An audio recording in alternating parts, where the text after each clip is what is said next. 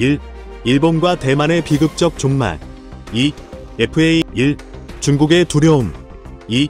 북한은 큰 위기에 처해 있다. 최근 중국이 대만 침공을 향한 섬뜩한 이빨을 드러내면서 동북아시아 전체가 비상체제에 돌입했습니다. 언제나 말만 앞섰던 중국이 대만과 가까운 지역의 항공교통편을 통제하는 등 이례적인 모습을 보이면서 이번에야말로 중국이 마음을 독하게 먹었다는 분석이 쏟아지고 있는 것인데요. 그런데 이는 대만뿐만 아니라 한국에 있어서도 엄청난 위협이라는 분석이 나옵니다. 그도 그럴 것이 중국이 우리나라 영토와 역사를 빼앗으려 했던 적이 한두 번이 아니기 때문인데요. 실제로 한국과 중국 간의 해양 영토 분쟁은 아직도 현재 진행 중입니다. 좀 더 정확히 말씀드리자면 중국이 말도 안 되는 잣대를 들이밀어 가면서 한국의 영토를 빼앗으려는 것을 한국이 어떻게든 막아내고 있는 것인데요. 충격적으로 되게도 중국은 자기들 멋대로 서해 해상 동경 124도를 자신들의 해군작전 구역으로 설정해놓고는 우리나라에 넘어보지 말 것을 일방적으로 통보하기도 했습니다. 또한 한국과 중국의 경계선이 아직 확정되지 버젓이 석유 시추 작업을 하려 했다가 서해를 순시하던 무궁화호에 의해 발각되기도 했었죠. 이뿐만이 아닙니다. 중국이 우리나라 영토를 향해 침을 줄줄 흘리고 있다는 증거는 이 밖에도 차고 넘치는데요. 경렬비열도가 아주 좋은 예시입니다. 경렬비열도는 약 7000만 년 전 화산 분출로 생겨난 섬으로 우리나라 최초의 화산섬으로 손꼽힙니다. 또한 우리나라 최서단에 위치한 서해의 독도로 알려져 있죠. 하지만 몇 년 전까지만 해도 경렬비열도에 대해 알고 계시는 분들은 그리 많지 않았습니다. 언론에서조차 우리나라 최남단의 마라도, 최동단의 울릉도와 독도에 관해서는 이야기해도 서해 영토의 기점인 경렬비열도는 크게 주목하지 않았죠. 이처럼 무인도로 방치돼 있던 경렬비열도가 대중들에게 알려졌던 건 중국이 벌인 충격적인 사건 때문이었습니다. 태안반도에서 55km 떨어져 있는 경렬비열도는 독도가 동도 서도로 나누어진 것처럼 동서북 세 개의 섬으로 이뤄진 작은 군 도입이다. 얼마나 작은지 등대와 등대 관리인을 위한 숙소를 제외하면 아무것도 없는 곳이었죠. 당면이 배를 댈 만한 정박시설도 전무했습니다. 그런데 2012년 중국인들이 조선족을 앞세워 경렬비열도를 찾았습니다. 당시 서경렬비도는 국가가 관리하는 영토가 아닌 개인 사유지였는데요. 조선족들은 어떻게 알아냈는지 서경렬비도의 땅 주민을 찾아내 16억 원이라는 거액을 제안하며 땅을 판매하라고 강요했습니다. 하지만 섬 주인은 서경렬비도가 한국에 있어 얼마나 중요한 땅인지 확실하게 인지하고 있었습니다. 이에 섬 주인은 중국인에게는 절대로 팔 수 없다며 이들의 유혹을 강경하게 뿌리쳤는데요. 중국인들은 끝까지 포기하지 않았습니다. 섬 주인의 말을 듣고는 한국인을 매수해 땅을 대리 구매하려 한 것입니다. 이 소식은 인터넷을 통해 전국에 알려졌고 결국 정부가 서경렬비도의 매각을 제한시키면서 일단락되었습니다. 만약 당시 서경렬비도가 중국에 넘어갔다면 우리나라와 중국 사이의 해역은 서경렬비도와 북경렬비도를 기점으로 나뉘게 되었을지도 모르는 일입니다. 일례로 러시아가 크림반도 내 러시아계의 주민을 보호한다는 명목을 내세워 크림반도를 무력으로 장악한 후 자국 영토로 합병시킨 것을 들 수 있는데요. 일본 또한 1988년 오키노토리라는 암초에 멍청이나 양의 콘크리트를 쏟아부어 인공섬을 조성한 후 인공섬을 기점으로 한배타적 경제수역을 주장 중입니다. 이런 것을 생각해보면 중국 역시 이와 같은 일을 경렬비열도에서 자행하지 말란 법은 없는 것이죠. 상황이 이렇게 되자 경렬비열도를 국가가 관리해야 한다는 국민적인 성토가 쏟아졌습니다. 태안 군수 또한 앞장서 지자체의 힘만으로는 역부족이라며 국가 차원의 도움을 읍소했죠. 그런데 사실 이처럼 중국이 작은 섬을 이용해 장난질을 쳤던 것은 경렬비열도가 처음이 아닙니다. 중국은 남중국해의 유자 형태로 9개나 되는 선을 긋고 남중국해의 90%가 중국의 영해라고 주장 중인데요. 일단 주장을 내뱉고는 이곳에 대한 영유권을 강화하기 위한 행동에 돌입했습니다. 실제로 중국은 자국 기업들을 앞세워 전 세계 전략적 요충지로 꼽히는 지역 인근에 섬 매입을 적극적으로 추진해왔는데요. 해안 기업들의 배후에는 중국 정부가 있고 섬은 군사적으로 사용될 것이라는 우려 섞인 보도가 쏟아지기도 했습니다. 지난 4월 영국 파이낸셜 타임스 FT는 중국 기업들이 사업상 필요를 명분으로 내세워 전략적 위치의 섬들을 사들이고 있다라며 이와 같은 일들이 세계 수십 곳에서 시도됐다고 엄중히 경고했는데요. 실제로 중국이 사들이고 있는 섬들은 과거 일본이 2차 세계대전 당시 해군 기지를 세운 군사 요충지거나 미군의 군사 기지 인근에 있는 경우가 대부분입니다. 특히 이 중에서도 필리핀의 경우가 우리와 상당히 유사한데요. 중국은 필리핀 최북단에 위치한 푸가선 치키다 섬 그란데 사이즈 섬을 찾아가 수십억 달러를 제시해 스마트 시티 건설이나 토양 개선 프로젝트, 고급 리조트 건설 등을 명분으로 임대차 계약을 시도했습니다. 하지만 여기에는 엄청난 함정이 도사리고 있었는데요. 이들 섬 안에는 활주로와 항구가 포함되어 있습니다. 만약 중국 기업들이 이곳에 투자를 시작하면 다각적인 압력을 통해 이 활주로와 항구를 군사적으로 활용할 가능성이 높다는 것이죠. 그런데 푸가 그란데 사이즈 치키다 섬은 필리핀의 지정학적 및 전략적 우위를 위해 매우 중요한 섬입니다. 추가 섬은 남중국해와 지리적으로 가깝고 그란데 사이즈 섬은 필리핀이 지난 2012년에 중국과 마찰을 빚었던 수빅만에서 260km 떨어진 곳에 있죠. 특히 추가 섬은 필리핀 북부 끝자락에 있어 태평양과 남중국에 대한 접근성이 좋습니다. 즉 달리 말해 필리핀 북부와 중국 남동부 사이의 후손 해협을 통제하는데 중요한 섬이라는 것이죠. 이에 대해 조나단 자타 필리핀 해군 대변인은 푸가선 등은 후손 바닷소금의 통제권과 관련된 전략적 이점을 제공한다 설명했습니다. 뿐만 아니라 그란데 사이즈 섬과 치키다 섬은 중국이 본인들 영토라고 아득바득 우기는 스카버러 암초와 불과 260km밖에 떨어져 있지 않습니다. 스카버러 암초는 필리핀과 중국, 그리고 대만이 서로 영유권을 주장하는 영토 분쟁 지역인데요. 중국은 필리핀이 점유 중이던 2012년 스카버러 암초를 강제로 점거하고 필리핀의 조업을 단속하는 뻔뻔한 행위를 이어나간 바 있습니다. 또한 인공섬을 조성해 이곳을 군사 시설화하겠다고 나섰죠. 임명을 요구한 한 외교관은 영국 파이낸셜 타임스를 통해 이처럼 중국이 전략적 요충지 격인 섬들에 진출하거나 전략적 요충지를 만드는 행위는 현대판 동인도 회사를 세우는 것이나 다름없다며 강력 비판을 쏟아냈는데요. 동인도 회사는 17세기 초 영국, 네덜란드, 프랑스 등이 아시아 진출을 목적으로 세운 회사로 무역과 식민지 점거를 위한 전초기지로 활용됐습니다. 즉 중국 또한 주변국들을 향해 이빨을 드러내기 직전에 활용할 전초기지를 만들고 있다는 것입니다. 여기에 더해 최근 중국의 군사력 증강이 심상치 않다는 분석이 나왔습니다. 지난 6월 21일 려오닝성 바렌에서 중국 해군 차세대 구축함 05형 선양이 진수되었는데요. 05형 구축함은 미국의 주말 특급과 비교되는 중국 해군의 최강 수상 전투함 중 하나로 손꼽힙니다. 중국이 막대한 차이나 머니를 쏟아부어 진수한 이 구축함은 첨단 기술이 집약되었을 뿐만 아니라 첩단 9막 2000만 달러 한화 1조 2천억 원 이상의 건조 비용이 들어갔을 정도로 값비싼 전투함인데요. 중국은 이런 거함을 3년 동안 6척이나 건조해가며 섬뜩할 정도로 군비 확증에 열을 올리고 있습니다. 중국이 이처럼 꾸역꾸역 군사력을 강화하는 이유는 미국이나 호주가 서태평양에 동원할 수 있는 함대에 맞설 수 있을 만큼 강력한 해군력이 필요하기 때문으로 풀이되고 있는데요. 상황이 이렇게 되자 한국 역시 영토 관리에 완벽히 해야 한다는 목소리가 높아질 수밖에 없었습니다. 그런데 국민적인 관심 덕분이었을까요? 얼마 전 경렬비 열도가 국가관리 몇만 항으로 최종 지정되었습니다. 충청도가 경렬비 열도를 국가관리 연안항으로 지정하기 위해 2017년 관련 연구 용역에 착수한 이후 6년 만의 쾌거인데요. 이처럼 그동안 무인도로 방치돼 있었던 경렬비 열도가 국가관리 몇만 항으로 지정되면 일반 지자체에서 항만을 건설하는 게 아니라 중앙정부 차원에서 항만 조성을 담당하게 됩니다. 즉 차원이 다른 예산을 통해 어느 정도 규모가 있는 항만을 만들 수 있게 되는 것입니다.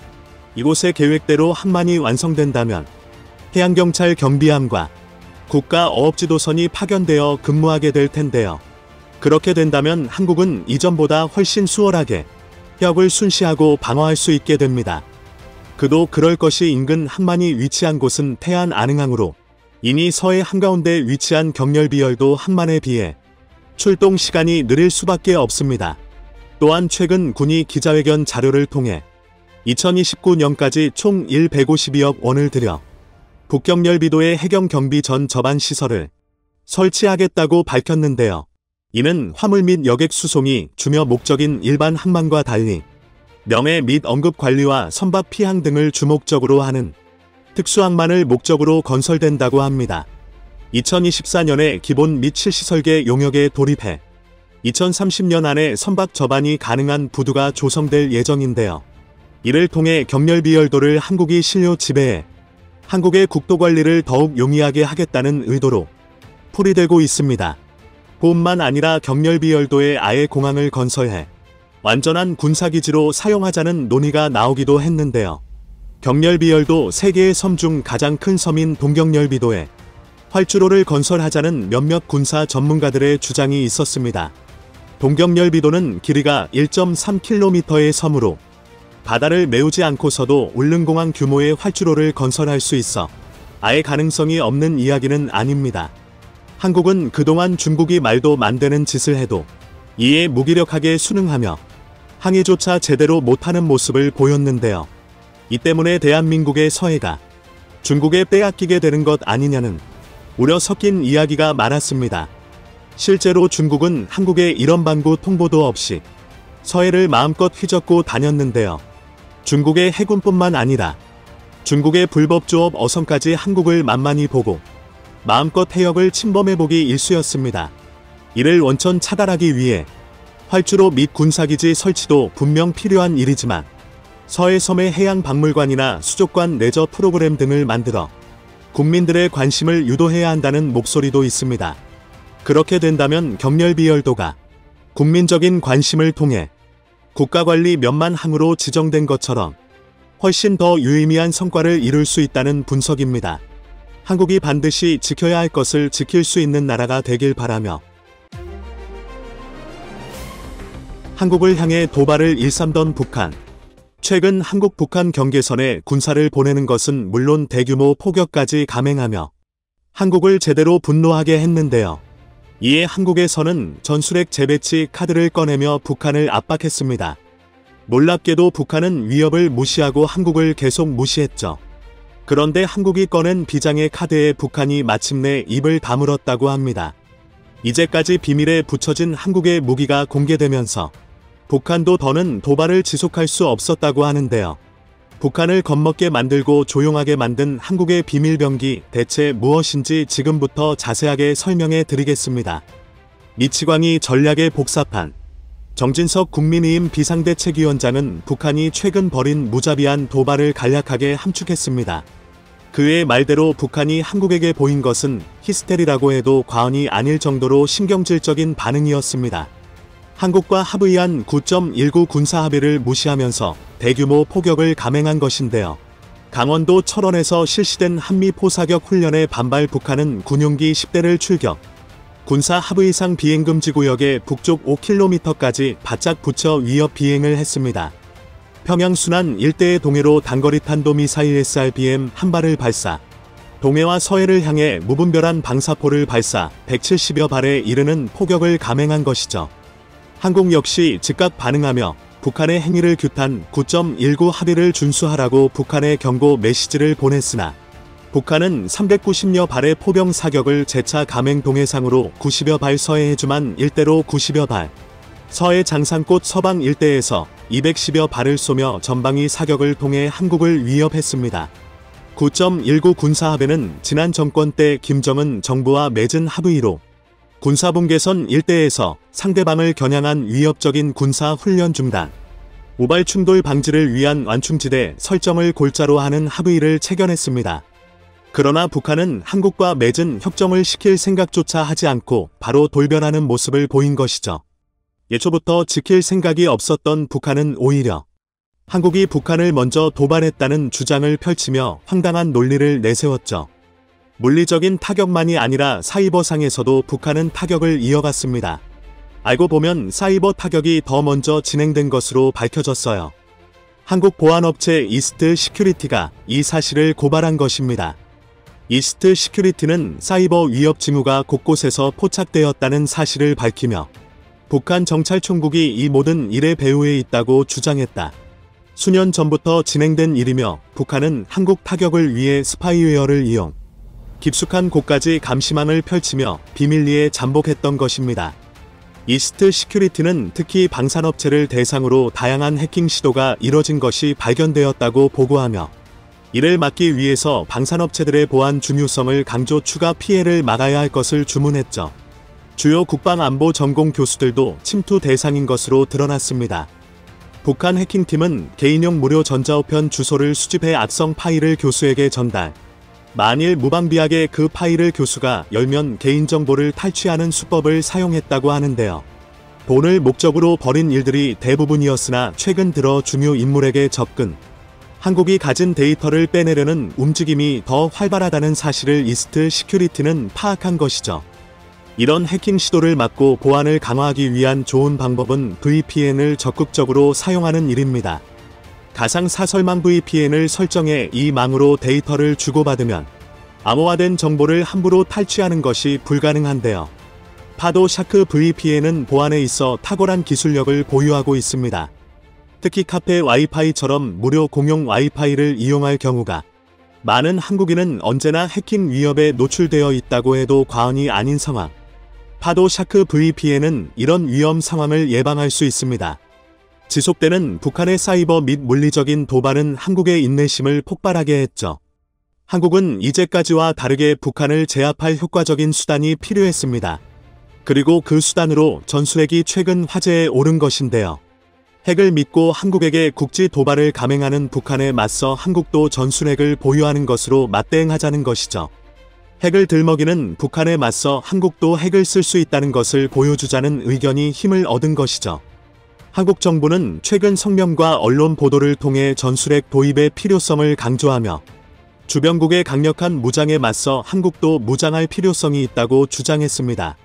주변국이라 지칭한 국가는 단연 북한이었죠. 방산 무기 수출에 있어 혁혁한 성과를 내며 미사일 기술에서도 눈부신 발전을 했기에 한국 입장에서는 돈과 기술을 모두 보유하고 있고 개발에 나선다면 핵을 만드는 것은 어려운 일이 아닌 상황. 일찍이 핵을 보유하고자 했던 역사가 있었기에 한국에게 있어 핵이란 꿈이라 할 수 있습니다. 하지만 이 꿈은 번번이 좌절되어야 했는데요. 바로 미국의 강력한 견제와 간섭 때문입니다. 박정희 정부 시절 단독 핵 개발을 꿈꾸며 몰래 핵 개발 연구했던 한국은 미국에 의해 핵을 포기하게 되었습니다. 이후 미국의 해구산에 포함되어 핵 개발 포기를 선언했죠. 핵이라면 그 어떤 수단을 써서라도 다른 국가가 보유하지 못하게 막은 미국은 이 문제에 있어 단호했습니다. 핵이라면 그 어떤 수단을 써서라도 다른 국가가 보유하지 못하게 막은 미국은 이 문제에 있어 단호했습니다. 그런데 최근 이러한 기조가 변화했다는 것이 알려졌는데요.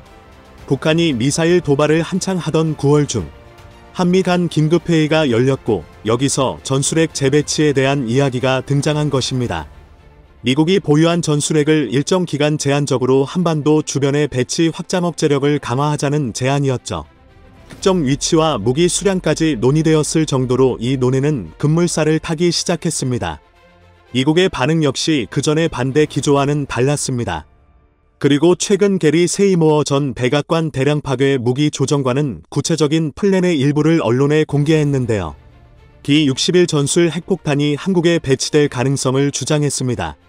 핵무기 투하용으로 개발된 B-61 전술 핵폭탄은 F-16, F-35 등 전투기에 탑재해 특정 위치까지 이동, 전술 핵폭탄을 떨어뜨리는 방식의 무기인데요. 무기까지 특정할 정도로 세부 내용이 합의된 것을 시사합니다. 결정적으로 존 커비 국가안보회의 전략소통조정관은 한국 전술핵 재배치와 관련 한국의 바람은 한국이 이야기하길 바란다며 완전 거부의 사를 표현했던 과거와는 다른 모습을 보였습니다. 기존과는 다르게 핵과 관련 협상 테이블을 열 수 있다는 자세였습니다. 북한은 이러한 움직임에 코웃음을 치며 도발을 멈출 생각이 없었죠. 오히려 미국과 한국을 동시에 비난하기에 바빴는데요. 그러나 이러한 비웃음도 잠시 북한 쪽으로 충격적인 소식이 전해집니다. 그동안 숨겨왔던 현무 5분의 시험 발사 영상을 공개. 한국이 군사 보안을 위해 감춘 현무 5를 세상에 공개하며 북한을 본격적으로 압박한 것입니다. 현무 5 고위력 탄도미사일은 벙커버스터라는 칭호를 들으며 8톤의 탄두를 장착한 재래식 미사일 최강 파괴력을 자랑함. 지하 100m보다 더 깊은 갱도의 표적을 파괴할 수 있어 설사 북한군이 어디에 숨어있든 요격할 수 있다는 평가를 들었죠. 그러나 현무5는 개발이 진행되고 있다는 것만 알려졌을 뿐 어디까지 개발되었는지 그리고 파괴력 수준에서 실제로 알려진 수준을 자랑하는지에 대해 비밀에 붙여졌습니다. 혹자는 허세라는 평가하며 현무5에 대해 저평가를 남기기도 했죠.